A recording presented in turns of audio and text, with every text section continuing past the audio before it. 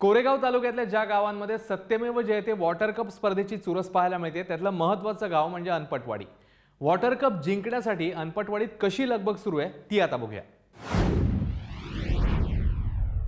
नमस्कार, मी मनोज मधुकर अनपट, मुक्काम पोस्ट अनपटवाडी। 10-12 वर्ष अनियमित पडणारा पाऊस आणि दुष्काळी परिस्थिती, दरवर्षी टँकरशिवाय पाणी नाही, तर गेल्या 23 जानेवारीपासून आम्ही महाराष्ट्र शासनाच्या जलयुक्त शिवाराच्या माध्यमातून आणि पाणी फाउंडेशनचं ट्रेनिंग घेऊन शास्त्रोक्त पद्धतीने माता तू पायता याप्रमाणे पाणी अडवण्याचं काम करत आहोत।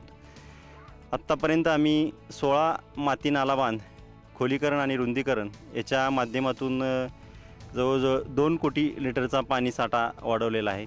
तसेच 2 सिमेंट बंधाऱ्याचं खोलीकरण आणि रुंदीकरण झालेलं आहे। त्या 2 सिमेंट बंधाऱ्याच्या माध्यमातून सुद्धा साधारणतः 90 लाख लिटर पाणी साठा वाढलेला आहे।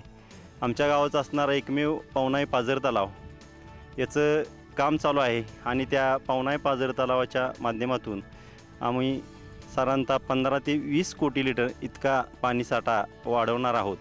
आत्तापर्यंत साधारणतः 11 कोटी लिटर पावनाई पाझर तलावात पाणी साठा वाढलेला आहे। 3000 वृक्ष लागवडीचे खड्डे पूर्ण केलेले आहेत। आमचा 21,000 वृक्ष लागवड करण्याचा एक संकल्प आहे।